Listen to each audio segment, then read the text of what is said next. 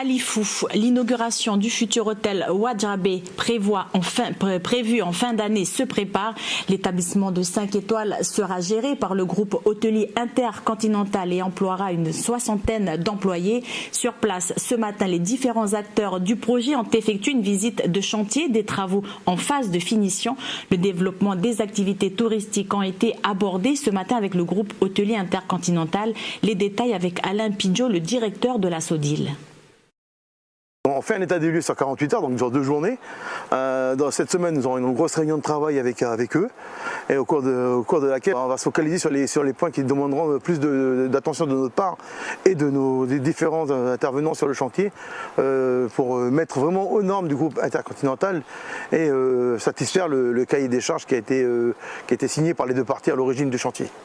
Tout ce que je puis vous dire, c'est qu'on a encore du travail. Donc, comme vous voyez, sur les infrastructures sont quasiment prêtes à être livrées. Donc, comme dans tous les chantiers de construction, le plus lent, c'est les finitions. Et on y arrive à la phase finition, et c'est celle qui va demander le plus d'attention de notre part, mais qui sera plus sous la loupe, je veux dire, du groupe IAG, et notamment leurs représentants qui seront sur l'IFU, parce qu'ils vont se positionner sur l'IFU et qui vont veiller à ce que le cahier des charges soit bien respecté. Pour rappel, ce projet est le plus gros en la matière jamais porté par la province des îles Loyauté. Écoutons Jacques Lallier, président de l'institution, qui mise sur l'ouverture du ciel loyaltien. L'intérêt pour nous, c'est qu'il y ait une suite logique et qu'on travaille ensemble pour qu'il y ait une réussite. À la différence, c'est que nous, on a une structure qui est seulement de 50 chambres, contrairement à d'autres endroits où il y a 180 et donc c'est plus difficile à remplir.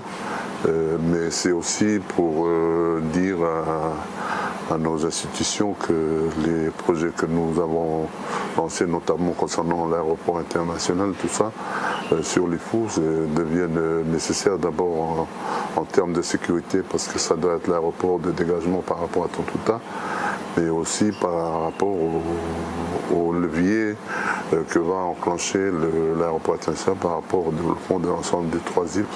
On a conventionné aussi avec